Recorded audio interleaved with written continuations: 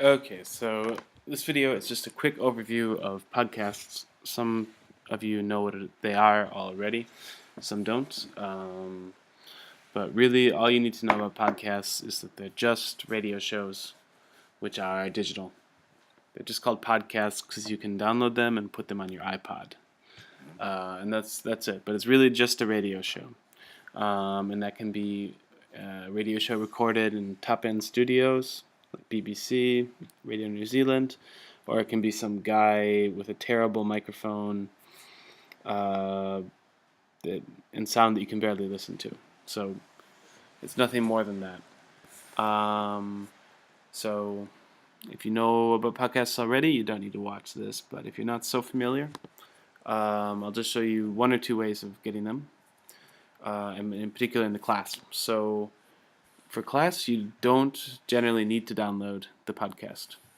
Um, to me, the best two sites for podcasts are NPR, National Public Radio from the U.S., and also BBC, which has about a zillion. Both NPR and BBC both have a zillion. So I'll show you how you would download it if you feel like it, if you want to, but you can totally turn on the projector, turn on the computer in a classroom, and just play them. So start with NPR. So there it is. So NPR, you got two ways to go. If you know the programs on NPR, you can look through the materials, and each program has years and years and years of materials. Too much, really. But to give you one example, Fresh Air is a really good show. Kind of long for students, but I've done parts of the interview show. Interviews with like Jay-Z, interviews with somebody who is in prison. I've done extracts, and they've been pretty good. But they tend to be 40 minutes long, which is certainly too long for a class. Anyway, you can click on the story, and what I really think is good about NPR podcasts is that in addition to being able to play them, you can also get the transcript. So, yeah, history of false alarms and near catastrophes with nuclear weapons. I probably wouldn't play it in class, but we'll just pretend that that's our topic. We have the nuclear weapons topic. Not really. But anyway, if I want to play the story, again, I can just play it online. So click here. And this other window opens up. And then I think I have to listen to an ad for... Support for NPR comes from The Orchard, presenting Rich Hill. Right. Anyway, I don't care about that, so I'm going to turn the volume down. But after this little ad is through, I'm ready to go. So the story, I'll turn the volume back up. Davies filling in for Terry Gross, who's off this week. And it's all here. This is the report. You can skip to the middle. And 2/3 of the buildings in this enormous metropolitan area were destroyed instantly because... Right. Very depressing topic, so I wouldn't do it in class probably. But anyway, the big advantage especially, I think, and by the way, if you want to download it, you can click here for download, or you can click here for download. What's really good about NPR is that a lot of their programs have a transcript, and that lets you play audio. You can play the audio, but this is radio for, native speakers. But you can project the transcript. You can make it bigger, and as you do that, you're able to play along. So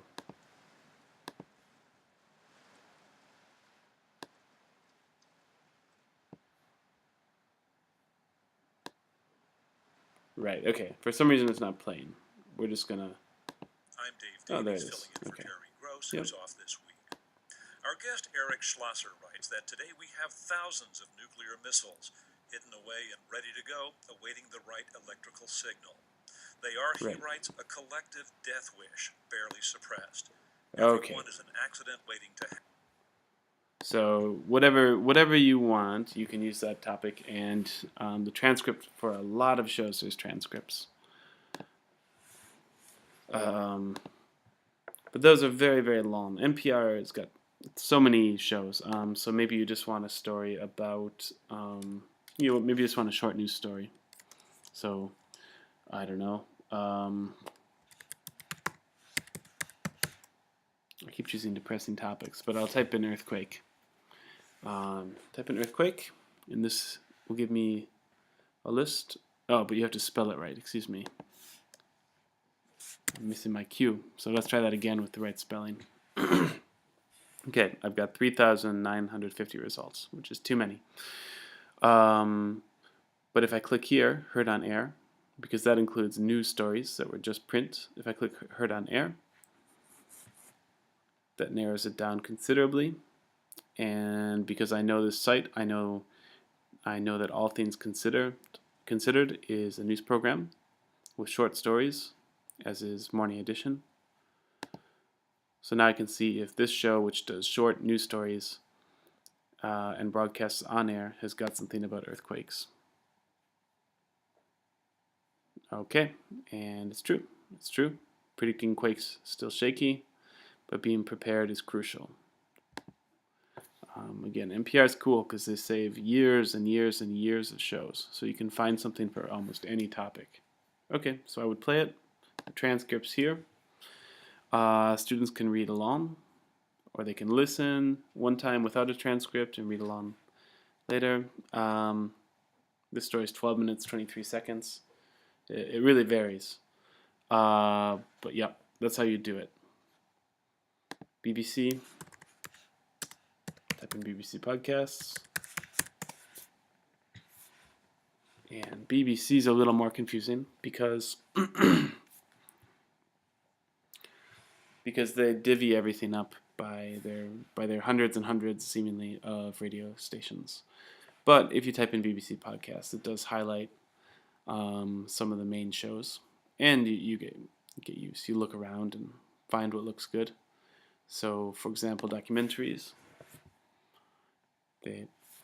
These are longer documentaries. So here's one about reggae. Reggae and politics. Here's one about Afghanistan.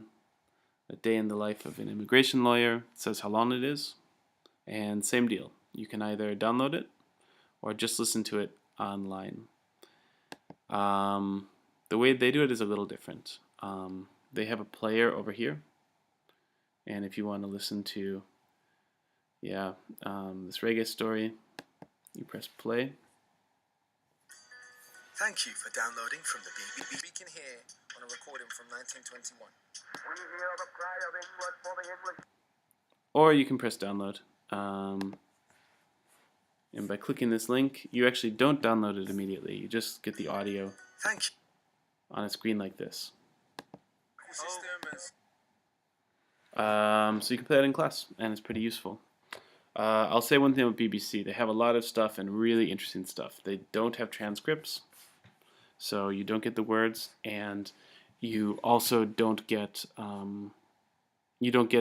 as deep of a catalog, although it still has tons of stuff, but they don't keep things for as long as NPR does. So a program will go on, and it will be available for a year or 2 months, sometimes indefinitely. So these are all indefinite. But a lot of shows disappear.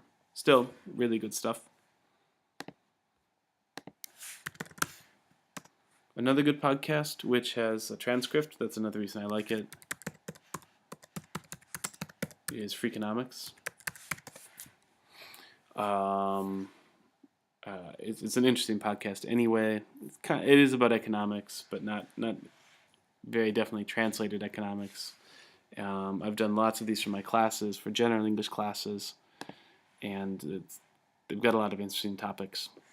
So, does religion make you happy? Why you should bribe your kids? A better way to eat. That was about competitive hot dog eating.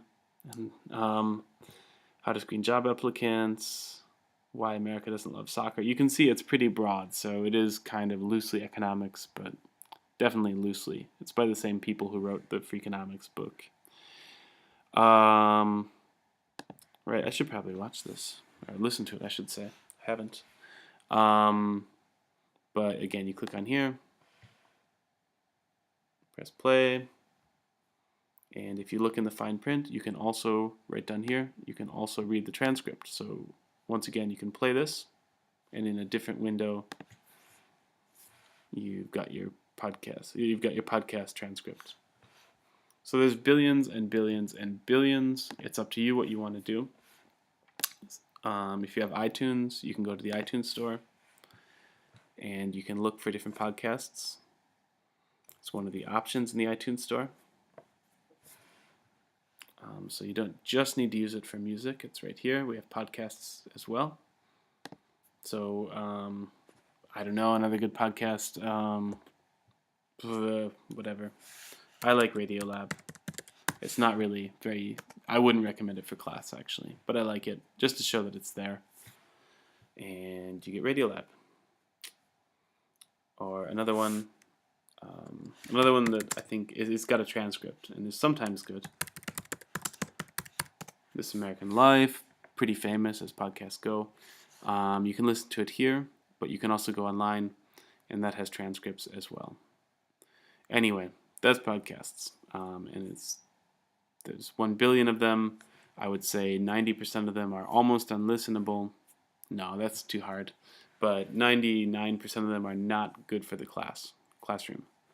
Either they're too specific or the sound's no good. But the ones that are good, I've used so many times. And I've put up some links for some podcasts I think are useful, but that is definitely not the definitive list because there's a lot.